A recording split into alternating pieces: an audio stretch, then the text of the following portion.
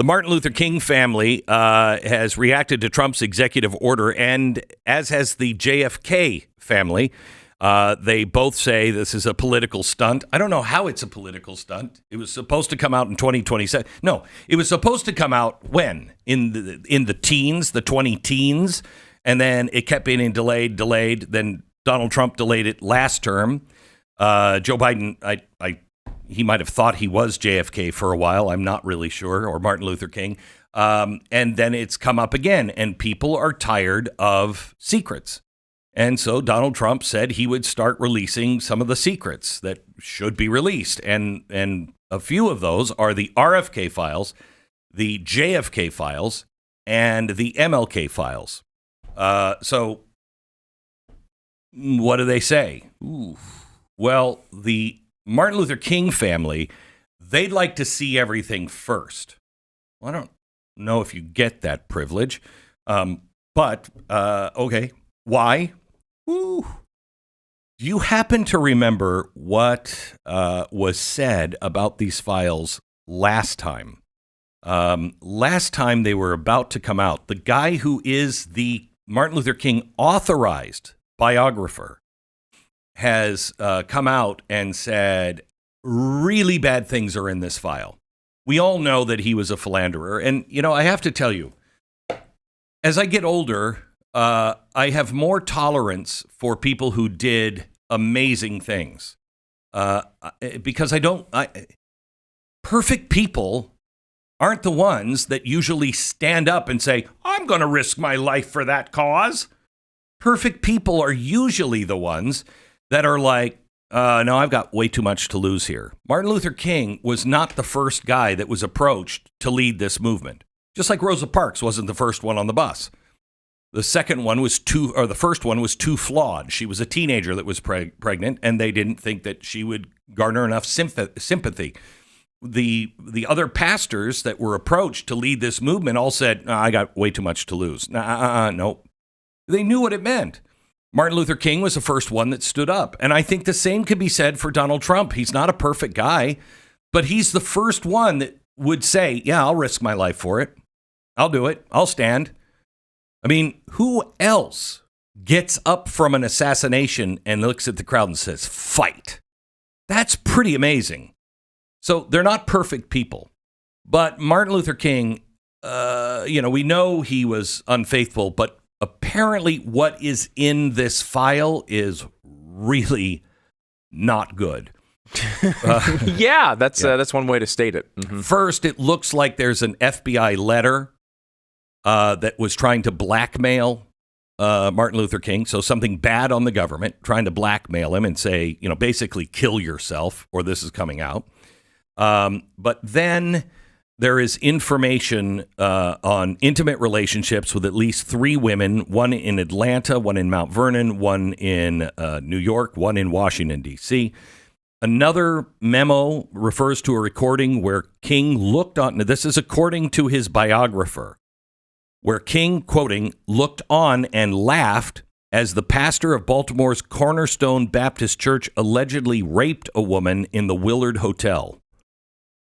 Now, that pastor died in 1991, so there's no way to verify the FBI's information. It's not clear whether the agents involved were transcribing the true reality of his private life or creating gossip. We don't know. And they did, we'll see, obviously, try to hurt him and his reputation. That's kind of known and has been known for a long time. The question is this stuff true? I mean, as you point out, the guy who came out with this information in 2019, I think it was, is a very reputable guy, again, Pulitzer Prize winning biographer, right? Right, and authorized by the King family.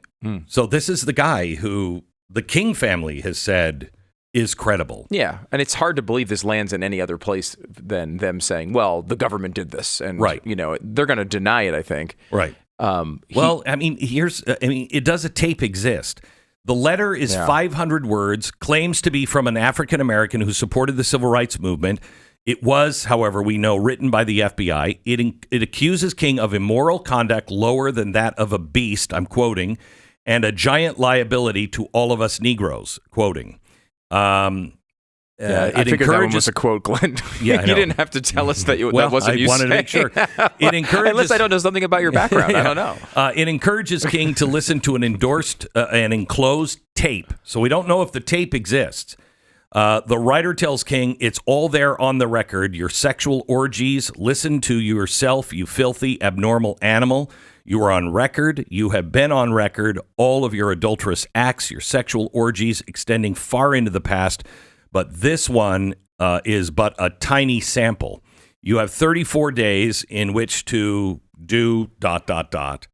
There is only one way out for you. You better take it before your filthy, abnormal, fraudulent self is bared to the nation. So, I mean, it's not going to make the FBI look good, and it may not make Martin Luther King look good. The other one, too, Glenn, you mentioned the affairs, which are well known, right? Yeah. The biographer says, it's been well known for 35 to 40 years that there have been multiple other girlfriends. I always thought that there were probably 10 or 12 over the course of 4 to 5 years. This new material makes clear that the total is more like 40 to 45. Wow. I mean, it's getting a lot of work done there. That's you're a busy bee. Yeah. 40 to 45 plus the civil rights stuff. Wow, that's a lot. That's a busy schedule. When do you have time to eat? Right. Yeah.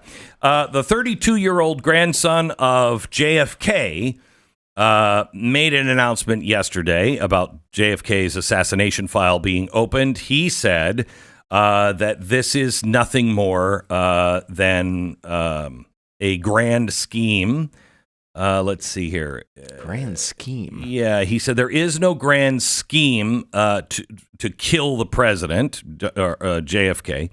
And this scheme is just being a political prop, using John F. Kennedy as a political prop for Trump. How? Why? I don't know. It's hard to even. No idea. Hard to even understand the lot. I mean, look, why would you not want to know this? What year is this? It's 2025. Yeah. This happened a long time ago. Right. It's about time we know what actually went on there. Yes. And look, there's going to be, I'm sure, some bad things. Some things that probably look good for these guys, and some that look bad. But who cares? Who cares? Like, they're historical figures. Just want the true history. That's all I want. That's all I want. Costner's already done a movie about it. It's time to find out what's going on. Right. And I mean, if you want the country to survive, you have to be transparent. I want to know all of the things, even if everybody is pardoned. I want to know who is involved in the January 6th thing. I want to know all the facts. Sure. Even if we can't put anybody in jail. I want to know all of the facts on the Russia thing, on the Joe Biden. We have to expose these things. I want to know who hid and how they hid Joe Biden's mental decline from the American people. Big time. I want to know that. I want an investigation on that. Those people should go to jail because I don't think they've been pardoned. No, that's true. Exactly. It needs to be investigated. We need to know how far that went. Yeah. Is this why? This is one of the reasons it feels like to me, hearing you over the years, that you put together the museum. Yes. Right. To unearth stuff like this, even if good or bad. Yes. Either way. Right. The American people deserve to know the truth. Hello. You have to know the truth, and especially the dark side of ourselves. Otherwise, there's bitter and sweet. I mean, I'm gonna talk to you a little bit about AI, and AI is offering us a perfect world. Okay, that's what this is going to be, a perfect life. The Garden of Eden, it already existed. Okay, and we gave it up for knowledge of good and evil. There is opposites to everything: good, evil, pleasure, pain, all of that. And you have to have both sides. Otherwise, you don't know really what you have. So right now, Americans haven't seen a lot of pain in our lives. I mean, whatever you're going through might seem like a lot of pain, but as a country, nothing like the Great Depression, nothing like World War II. We haven't experienced that. So we don't really appreciate what we have. We have to know both sides. And, when it comes to Martin Luther King, that's a holiday. We took away the Abraham Lincoln holiday and the George Washington holiday to make it a combined holiday for presidents. Which presidents? And then gave Martin Luther King his holiday. Okay, was that right? Was that a mistake? I don't know. Let's just know who we're holding up here. And that doesn't mean that his ideas of America, live up to your promise, isn't important. It's probably more important now than ever before.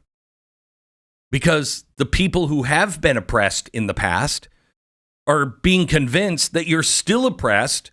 And now the only way to not be oppressed is to take Martin Luther King's message and flip it upside on its head and say, you've got to be a racist to be an anti-racist. The only way to fix racism is to engage in racism. These are important conversations for us to have. And I, for one, applaud the president for doing this.